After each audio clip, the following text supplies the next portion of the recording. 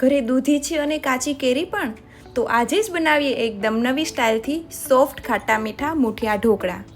સૌપ્રથમ એક બાઉલમાં આપણે લઈશું ભાખરીનો લોટ, બાજરાનો લોટ અને ચણાનો લોટ. તેમાં આપણે ઉમેરશું દૂધીનું ખમણ, કાચી કેરીનું ખમણ, લીલી કોથમીર, મેથી, હળદર, નમક, ધાણા જીરું પાવડર, લાલ મરચું પાવડર, હિંગ, અજમા અને એમાં થોડું તેલ ઉમેરી દઈશું.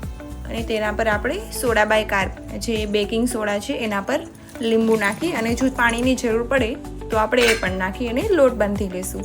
થોડો કડક લોટ રાખશું અને પછી આપણે મૂઠિયાનો શેપ આપી અને તેને સ્ટીમ કરી લઈશું. ઢોકળિયામાં આપણે આ રીતે રાખી અને સ્ટીમ કરી લઈશું. આપણે 10 થી 15 મિનિટ માટે સ્ટીમ કરી અને ચેક કરી લઈશું.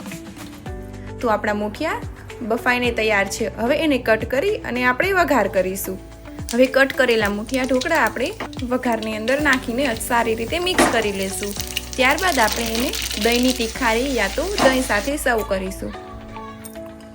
તો રેડી છે આપણા હેલ્ધી અને ટેસ્ટી દૂધી કેરીના મૂઠિયા ઢોકળા. સેવ કરો અને આજે જ ટ્રાય કરો અને કમેન્ટ કરવાનું ભૂલતા નહીં.